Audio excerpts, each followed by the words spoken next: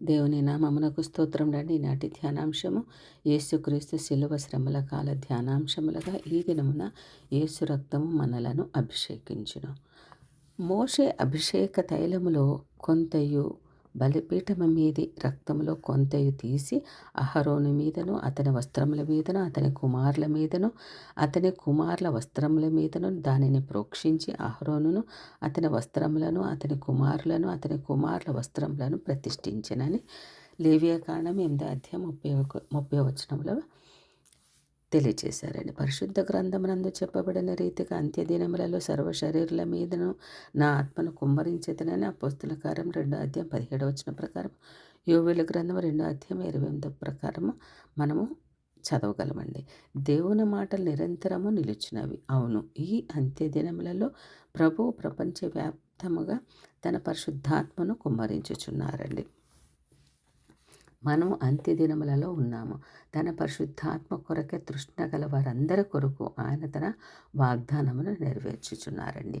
ఆయన ఈ లోకము నుండి పరలోకమునకు ఆరోహణ మగుటకు ముందుగా తన శిష్యులతో చెప్పిన విధముగా మిమ్మును అనాథులుగా విడువను అని యోహాను సువార్త 14 అధ్యాయం 18 వచనములో ఈ వాగ్దానము చేసి ఉన్నారండి. నేను తండ్రిని వేడుకొందును, మీ యొద్ద ఎల్లప్పుడూ ఉండుటకే ఆయన వేరొక ఆదరణకర్తను అనగా సత్య స్వరూపియకు ఆత్మను మీకు అనుగ్రహించును. యోహాను సువార్త 14 అధ్యాయం 16 వచనం ప్రకారం మనకు అన్ని సంగతులను బోధించుటకు దేవుని యొద్ద నుండి మనకు సమస్తమును అనుగ్రహించుటకును ఇంకను రాబోచున్న కాలమందు జరగనైన సంగతులను ప్రత్యక్షపరచుటకును మనలో అంటు కట్టబడి ఉండినట్లుగా యోహాను సువార్త 14 అధ్యాయం 26 వచనం ప్రకారం 16 అధ్యాయం 13 వచనం ప్రకారం మరియు యేసు వలె ఫలభరితముగా మార్చబడుటకును పరిశుద్ధాత్ముడు మనకు అనుగ్రహించి ఉన్నారండి. దేవుని ఆత్మ పాత నిబంధన భక్తుల మీద ఉన్నదండి. న్యాయాధిపతుల గ్రంథం 6 అధ్యాయం 34 వచనం ప్రకారము 14 అధ్యాయం 6 వచనం ప్రకారము 19 వచనం ప్రకారము 15 న్యాయాధిపతులు 15 అధ్యాయము 14 వచనం ప్రకారం మరియు మొదట సమూయేలు గ్రంథము 16 అధ్యాయం 13 వచనం ప్రకారం. అయితే ఈ దినములలో యేసు రక్తము వలన మనలో దేవుని ఆత్మ కలిగి ఉండు భాగ్యం పొందుకున్నామండి. లోకము ఆయనను చూడదు, ఆయనను ఎరుగదు గనుక ఆయనను పొందనేరదు. మీరు ఆయనను ఎరుగుదురు, ఆయన మీతో కూడా నివసించును, మీలో ఉండును అని యోహాను సువార్త 14 అధ్యాయం 17 వచనం తెలియజేస్తుందండి.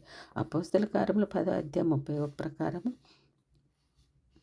తన సేవా కాలములో యేసు పరిశుద్ధాత్మతో అభిషేకింపబడినట్లుగా మనము చదవగలమండి. దేవుడు నజరేయుడైన యేసును పరిశుద్ధాత్మతోనూ శక్తితోనూ అభిషేకించినను నదియే కదా.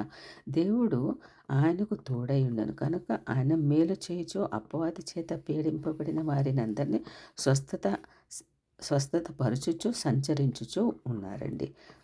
మనము అభిషేకింపబడినప్పుడు పరిశుద్ధాత్మ బాప్తిసము పొందుదము. పరిశుద్ధాత్మ మనతో ఉండుటకును మనలో నిలిచి ఉండవలెనన్న మన హృదయములను స్వచ్ఛమైనవిగా ఉండవలెను. అయినను మనలను మనము పవిత్రపరచుకొనలేము. యేసుక్రీస్తు వారి రక్తం మాత్రమే మనలను పవిత్రపరచగలదని యోహాను రాసిన మొదటి పత్రిక 1 అధ్యాయం 7 వచనము వెల్లడి చేస్తుందండి. తద్వారా మనము పరిశుద్ధాత్మ కృపావరములను పొందుకొనగలుగుతామండి. పాపము పరిశుద్ధాత్మ అభిషేకమును ఆటంకపరుస్తూ ఉంటుందండి. అయినను పరిశుద్ధాత్మ మీ మీదకు వచ్చినప్పుడు మీరు శక్తి పొందెదరు కనుక మీరు యెరూషలేములోను మీ నివాస ప్రాంతములలో యూదయ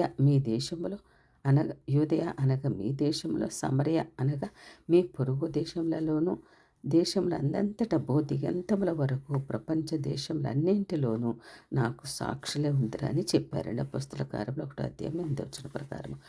నిరక్షరాస్యులైన జాలరులు అపోస్తులులే యేసుక్రీస్తు రక్తం వలన మనకు ఉచితంగా అందుబాటులో ఉన్న వెలకట్టలేని రక్షణ భాగ్యమును లోకమందంతటయు సంచరించి ప్రకటించారండి. యేసు దేవుని కుమారుడని తాము ప్రకటించిన వాక్యము అద్భుతముల ద్వారా సూచక క్రియల ద్వారా రూఢీపరిచారండి. పరిశుద్ధాత్మ శక్తి వారిలో నిండి ఉండుట అనగా నిలిచి ఉండుట ద్వారా ఆయనే పాపముల నుండి రక్షించి విమోచించగలవాడని ప్రకటించారని.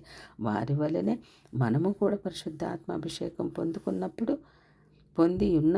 దేవుని వాక్యమును అద్భుతములతోనూ సూచక క్రియలతోనూ ప్రకటించవచ్చండి. కనుక మన జీవితములను యేసు రక్తం ద్వారా శుద్ధీకరించుకొని పరిశుద్ధాత్మ చేత అభిషేకించబడతామండి. యేసు దేవుని కుమారుడై ఉండియు స్వయముగా ఆయన పరిశుద్ధాత్మ ద్వారా నింపబడిన తరువాతనే తన సేవా పరిచర్యను ప్రారంభించారండి. మత్తయి సువార్త 3:16 ప్రకారం, అపోస్తల కార్యాలు 10:38 ప్రకారము, లూకా సువార్త 4:18-21 ప్రకారం. అలాగుననే యెషయా గ్రంథంలో కూడా 61:1-3 కూడా మనము చూచినప్పుడు దీనులకు సువర్తమానము ప్రకటించుటకును, నలిగిన హృదయం గల వారిని దృఢపరచుటకును, చెరలోనున్న వారికి విడుదలను, బంధింపబడిన వారికి విమోచన ప్రకటించుటకును, ఇంకను పలు విధములైన ఆశీర్వాదములను అనుగ్రహించుటకును ప్రభువు యెహోవా ఆత్మ ఆయన మీద ఉన్నది. అదే విధముగా అహరోనును అతని కుమారులను దేవుని సేవా పరిచర్య కొరకై అభిషేకింపబడవలెనని దేవుడు మోషేకు ఆజ్ఞాపించారండి. నిర్గమకాండం 40:15 వ్రాయబడిన విధముగా, వారు నాకు యాజకులగుటకై నీవు వారి తండ్రికి అభిషేకం చేసినట్లు వారికి అభిషేకం చేయము. వారి అభిషేకం తరతరములకు వారికి నిత్యమైన యాజకత్వ సూచనగా ఉండును. నేను ఇందుమూలముగా మనము దేవుని పనిచేయటకు అభిషేకం అవసరమని మనకు అర్థమవుతుందండి.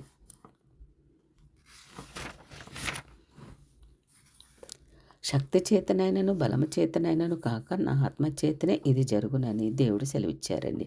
జకర్యా గ్రంథం 4:6 ప్రకారం. ఈ వచనము మన జీవితంలో వాస్తవికముగా జరుగుతుందండి.